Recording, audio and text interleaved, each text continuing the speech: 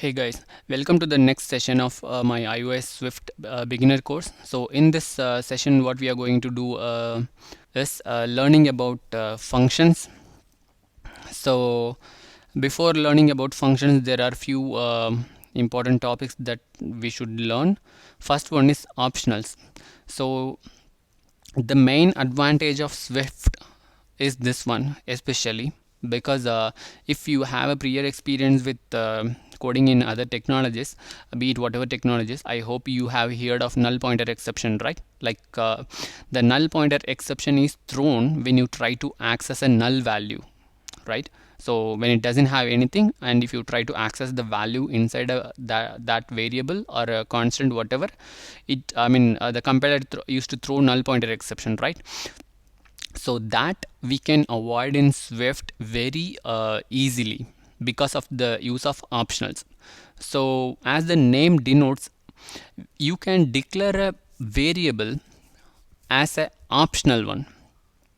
So for instance, let's say we know how to declare a variable with string data type, right? For instance, where user id equal to string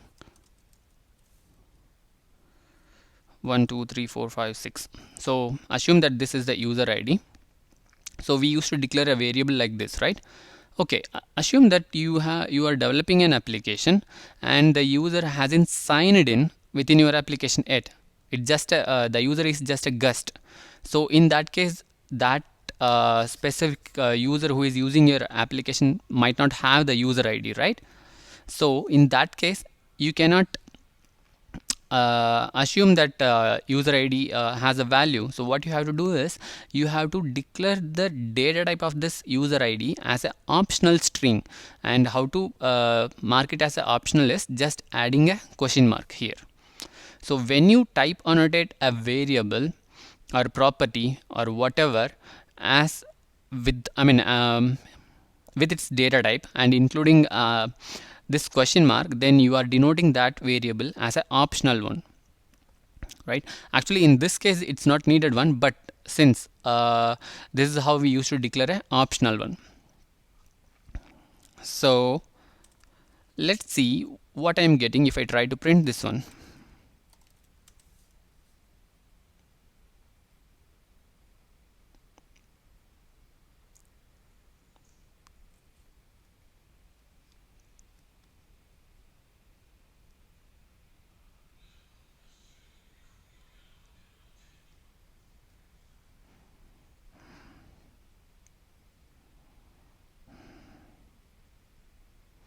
You see the output here, there is a string called optional appended to the value, because when the compiler try to print the value inside it, since we declared it as an optional one, even though it has a value, it unwraps the value inside this user id.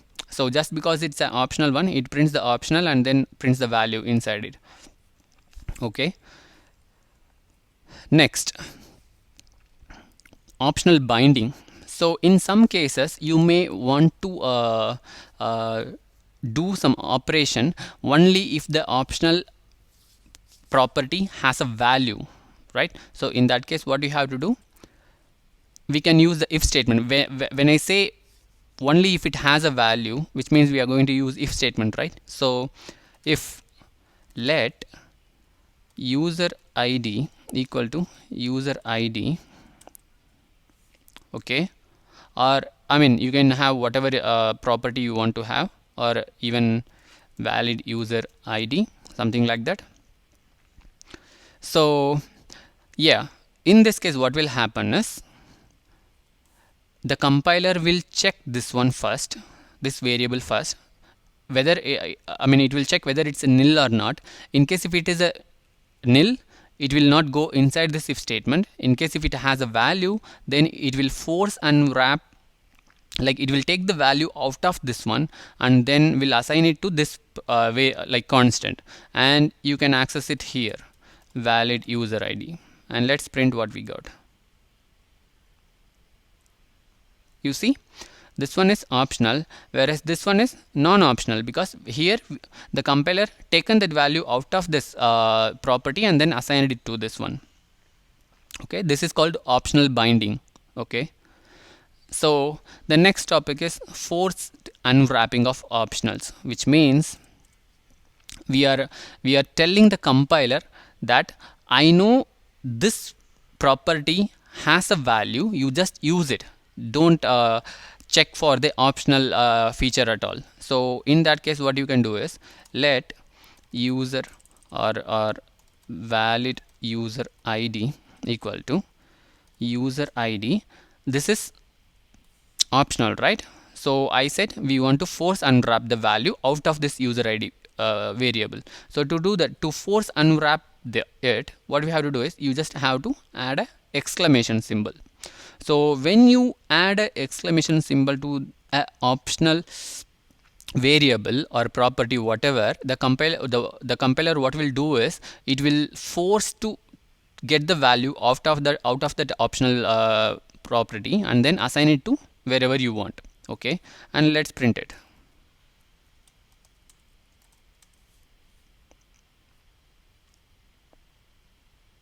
You see, right? So this is called force unwrapping. And let's say, so I am assigning this as a nil. Okay, so in I mean in other platforms they call null, right? Whereas in Swift we call it as a nil. Okay, so since I declared this property as an optional one, I assigned a value like nil, and then let's see, we are forcing the compiler to take the value out of this property, right? So let's see what happens. You see that fatal error, unexpectedly found nil while unwrapping an optional value, line number 17 here. So which is the optional value? This one. And when the compiler tried to forcefully unwrap the value out of this, it found nothing, so it got crashed. So you have to always make sure that before force unwrapping something, make sure that it has a value. Okay, so next thing is implicitly unwrapped optionals. This is nothing but you are telling the compiler that whenever you declare a variable, you are telling the compiler that this variable, once it's initialized, it's always going to have value, so don't worry about it. So you are instructing the compiler like this. So to do that, where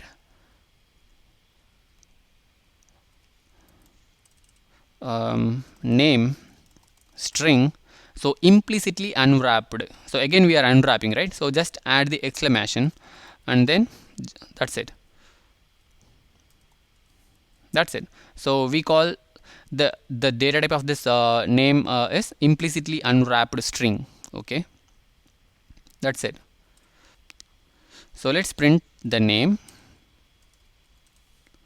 and it is a implicitly unwrapped optional, right? So we need to get something like this one, optional pj. So let's try to run that. So still this one is a optional only, but it's a implicitly unwrapped, so that wherever you try to access it, you don't have to use it as an optional one, right? So next thing is interesting one, tuples. Let me tell you an example for tuples. Let's say I want to have a roll number and a name mapped with it. Okay, so what we will do, let roll number equal to 120, let name equal to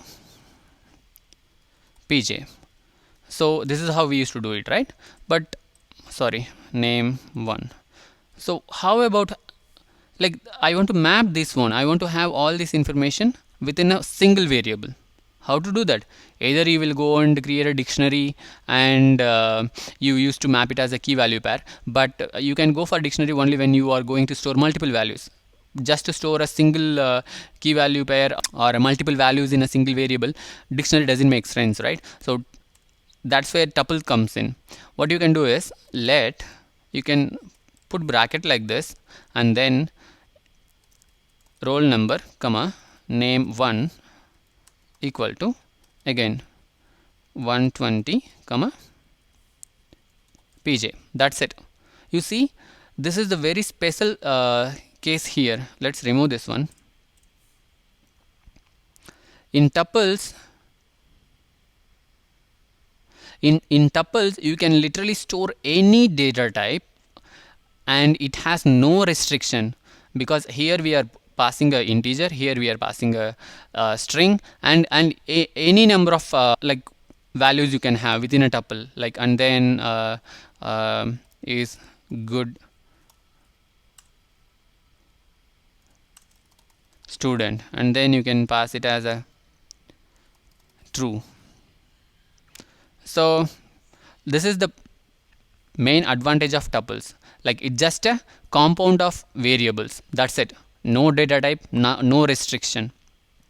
Okay, and how you will access this one, you can just as usual access it like roll number. Okay, like print roll number or print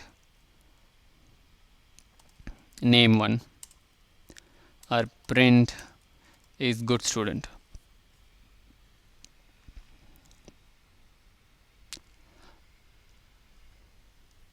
Okay, so I mean we can just declare three different constant or variable, and then we can also print like this, right? But there is one more advantage. I don't want three different variable like constant. I just want one. I just want to access all these three things with a single constant name. To do that, what you have to do is, let's change this to student with a data type of int, string, bool, and then the parameter names. What you can do is, I mean you don't have to do anything actually. So how to access the 120 value from the student variable? So here it comes, student dot 0, that's it. In 0 we have 120, and print student dot 1, which will give the pj, and then print student dot 2, which will give the good student or not. But you know, as you are seeing here, I mean unless otherwise you are the developer and then you know what this bool is for, when someone sees your code, I mean no one can understand what's the purpose of this bool, what the data type this one used for, right? So that's where we got a friend here, student, and here you can put a parameter name like mark, and then here name, and then here is good student. And what you can do here is, instead of 0 we can use the mark, and then instead of here we can use the name, and then instead of 2 we can use is good student.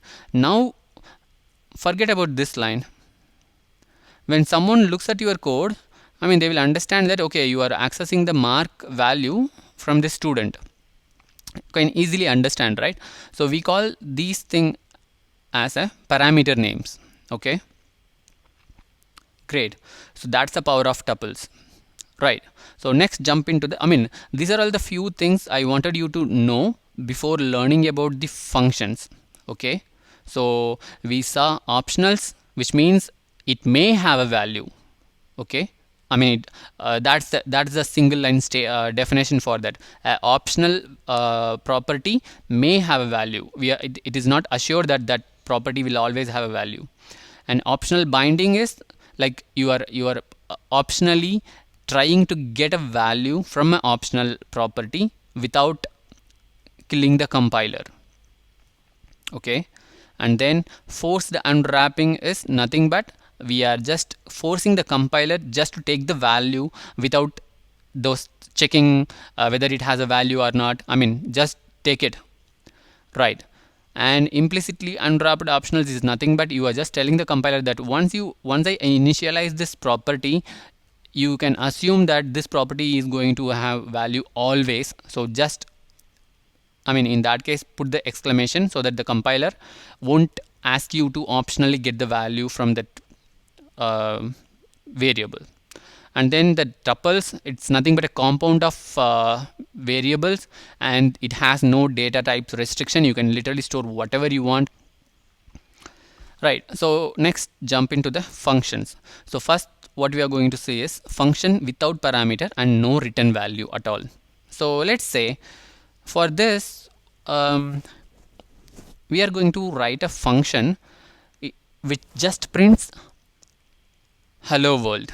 Okay, so it won't take any parameter, it won't return anything, it just so before going to that, let me tell you what is a function. So function is nothing but a certain number of lines of code which does some job, and it is good to keep in mind that make sure your function never exceeds 10 lines of code, or worst case 15 lines of code. In case if your function exceeds those lines of code, then it shows that you are overloading that, like you are making some mistake there. In that, when there is a situation which the function goes beyond 15 lines, then you may need to put it as a two different functions, like you may want to split it. Okay, right, so let's write a function for this one. So in Swift we create a function, or we declare a function with a fun keyword, func, func, func, say hello. This is the function name, and then put a bracket like this, and then open the function body like this. So this is the func keyword used to declare a function. This is the function name by using which you will be calling this function, and then this is this open parenthesis. Inside this you will be having your implementation, like what the function has to do. Right, so what I told, we are just going to say hello world, right? So print hello world, that's it. And I said this is the name which we will be using to call this one, right? So let's call it here. To call the function, just use the name, say hello, that's it. And as you are seeing here you can see the icon F, which means it's a function. Okay, so say hello, you see it printed the hello world, right? So it at line number 41 it tried to call the function, and it went here it came, and then it printed it, right? And it didn't return anything at all, right? So next, function with parameter. Let's say I want a function which takes two parameter, adds it, and then prints the result of it. So func add, which takes two parameter, right? So let's see how to have a parameter in a function body, like a function declaration. So first parameter a is a parameter name, and the data type we know how to type externally, like manually type on it, right? So a with the data type of int, so put a colon int, comma, second parameter b with the data type of int, right? That's it. And then the function body. So here what we have to do, we have to add, right? So print a plus b, that's it.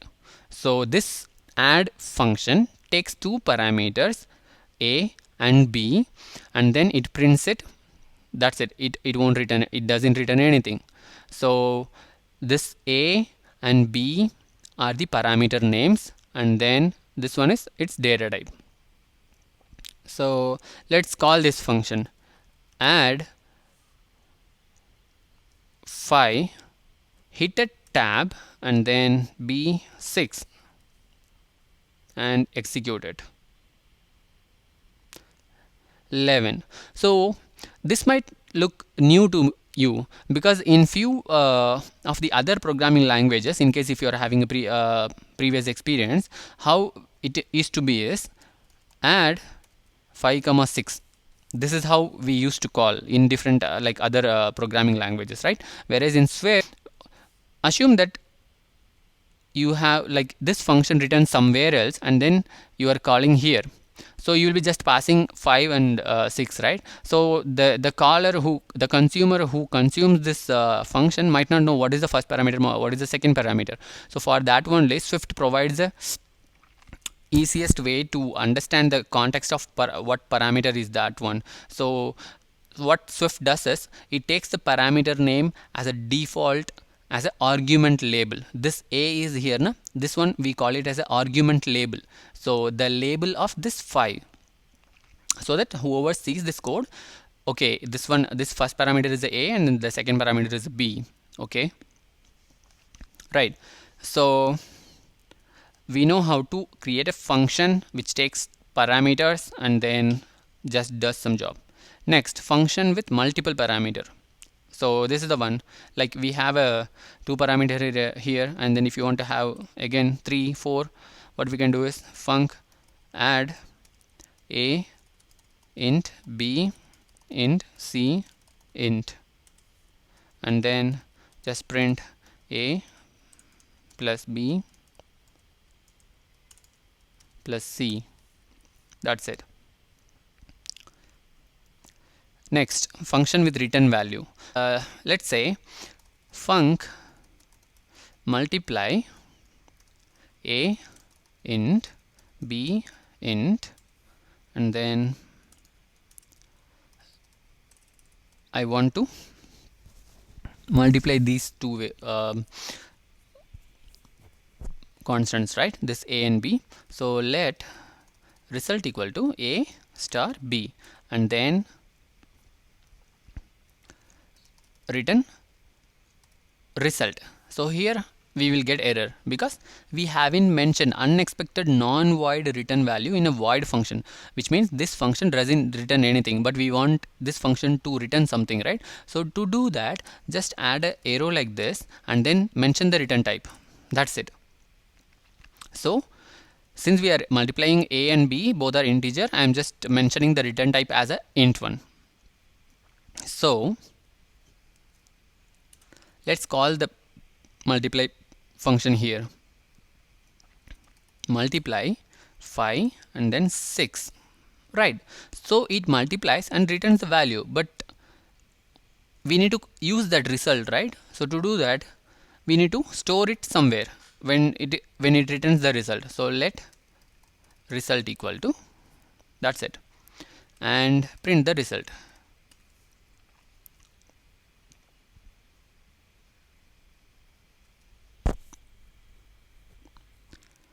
Great, we are seeing 30 here. Cool.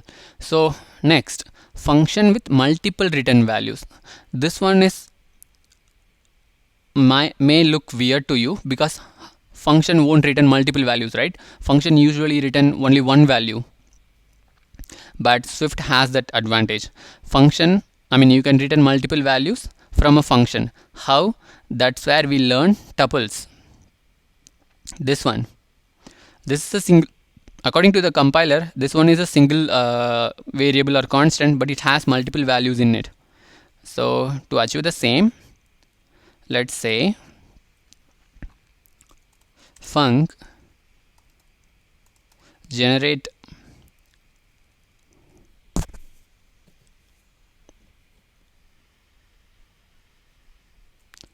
or func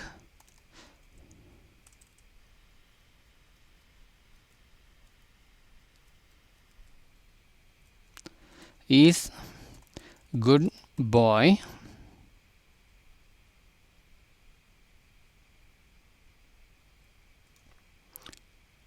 this is the function name, and then it gets the mark as parameter. So total mark int, and then I said it returns tuple, right? So let's put the return type. So to declare a tuple, we used to do like this, right? Tuple, inside it, what it is going to return, whether it's I mean is good boy, right? So it's going to return whether true or false, and then if true, then it returns a message. So the message is going to be string, and yes, so if total mark greater than or equal to 450, then return. So what we need to return? We need to return a tuple, right? So we know how to declare a tuple. So put bracket like this, and within that true. The first parameter we mentioned here is bool, right? So true, and then the second parameter is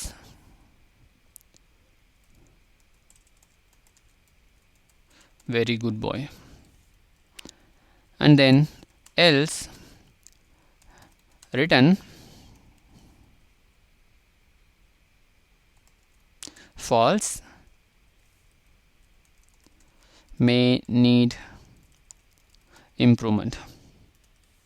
Sorry about the examples what I'm using. This based on, I mean, is good boy, it depends on mark. I mean, I'm doing all these video tutorials without preparing anything, so these are all the examples, just, I mean, coming in my mind.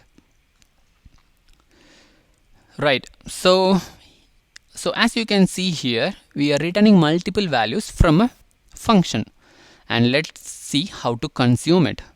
So let status equal to is good boy, and I am passing total mark as 451 here. See, you see, previously we saw when we call a function, we are getting this parameter labels, argument labels here, right? A, B, like that. The same way here is good boy, and it has a parameter name total mark, and then it taking the value, right? So Swift automatically uses this parameter name as an argument label here when you call it, so that when you see like this function is good boy, you are passing, I mean, it tells you want to pass the total mark, and when someone tries to figure out what value I need to pass here, they just knows easily, like, okay, I need to pass total mark, like that, right? So we got the status here, right? So let's print the result of it. Print status dot 0, which means good, like good or bad, and then string the message. And as I told you earlier, we can again customize this one. So how? Here you can tell, like,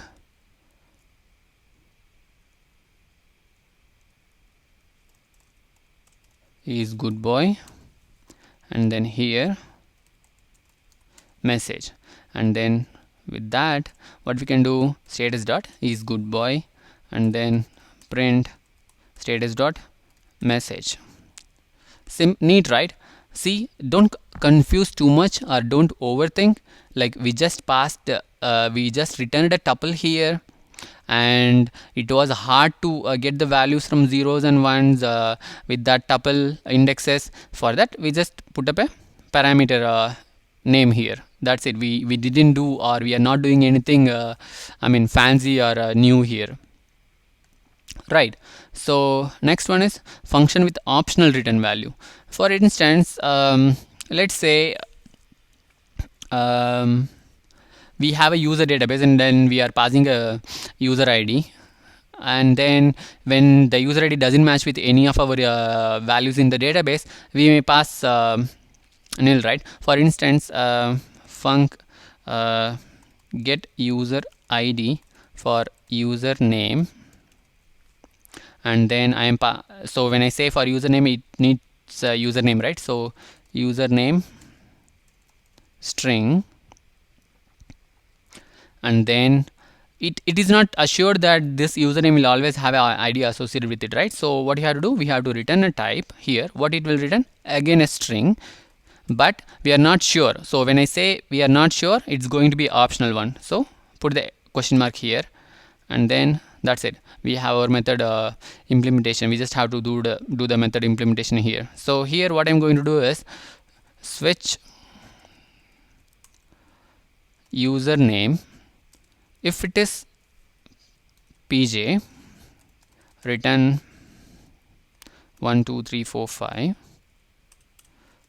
Case JP, return 6 7 8 9 0, and then if it is doesn't match with any of the cases, then return nil. You see, so we are returning a string here, and also we are returning a nil here. So if it is matches, returns a valid value. If it don't matches with any of the cases, it returns a nil value. So this concept we call it as a optional return value, right? So next one is function argument labels and parameter names. Okay, so I hope you remember, like I was telling here, like when we call this as this multiply method, this a is a argument label and all, right, where this one is a parameter name. So sometimes, like, you may want to use a different parameter name to be used. For instance, let's say func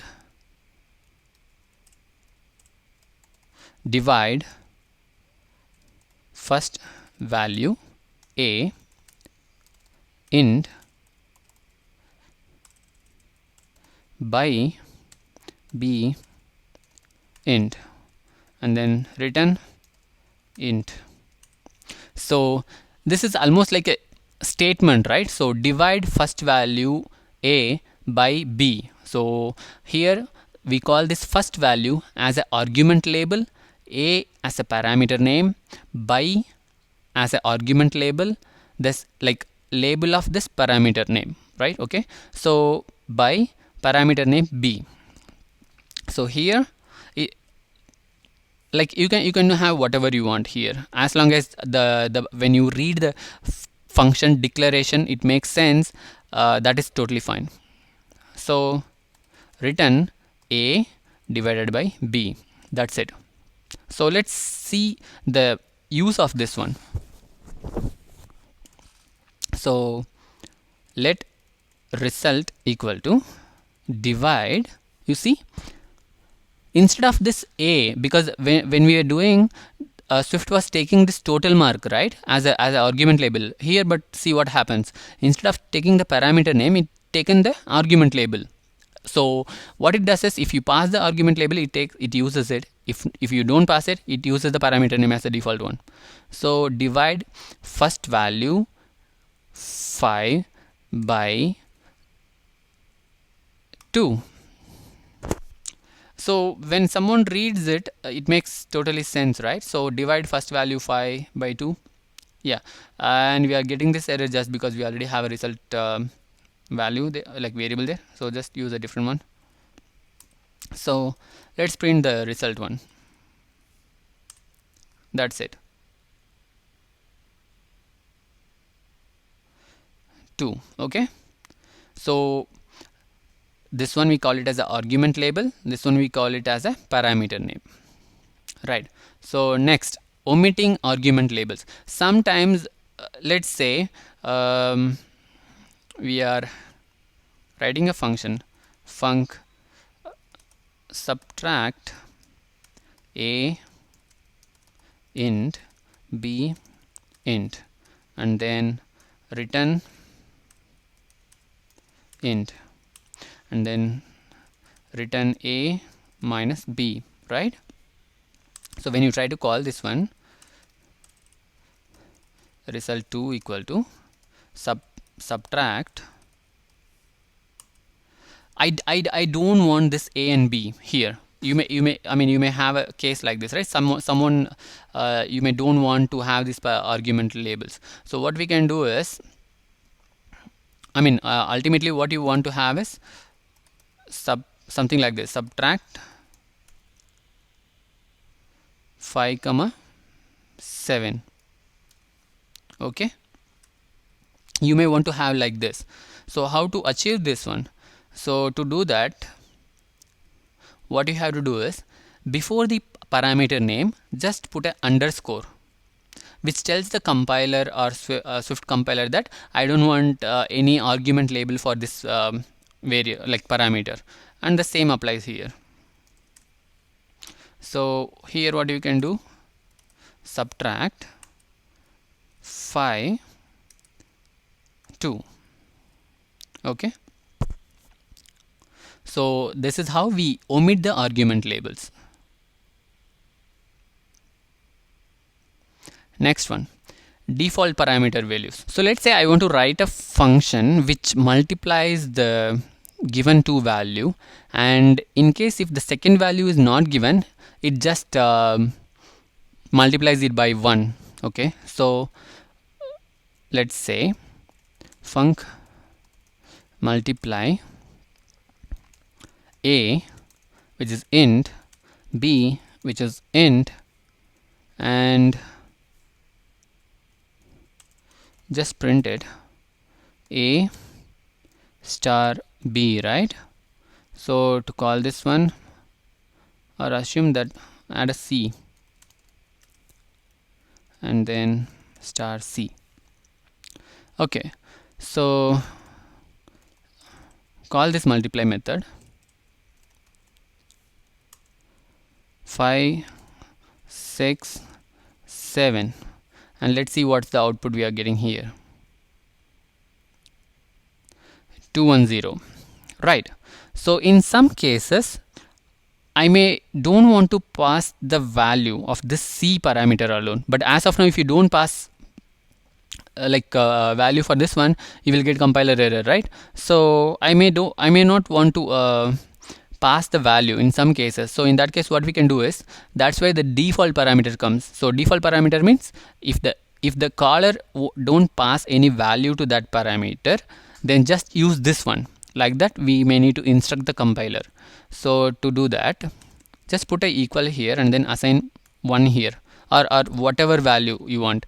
So for now my requirement is, in case if I am passing a c value for c, then multiply with that. In case if I am not passing value, then use this 1.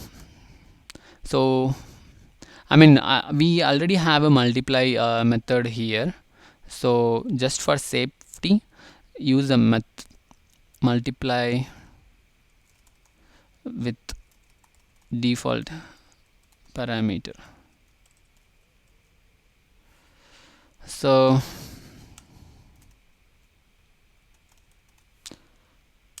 let's say I don't have this one, so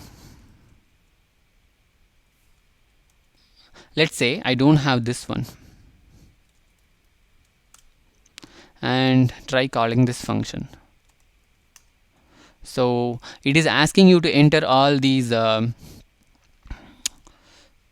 values, right? A, B, C, 5, or sorry, 6, 7, 8. Okay, and then if you don't want to pass, if you not passing this one, then you will get compiler error because missing argument for parameter c in the call. But I don't want, it's in some cases. So to do that, what you can do, you can put a equal here and then just put 1 or whatever default value you want here. So for now my requirement is, in case if I'm not passing value for c, then just multiply it with 1. That's my requirement. And then here what I can do is, when you call this function, you will get 2 options. Either you just go ahead with the AB or you just go ahead with the C. But like I don't want to pass C, right? So I can just do it in this way. 5 and then 7. That's it. It won't compline me to give the third parameter also, because it's a default parameter. So let's try to execute this one. See, 35. So that's what called default parameters.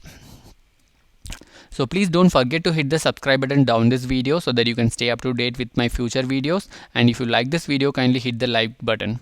Thank you.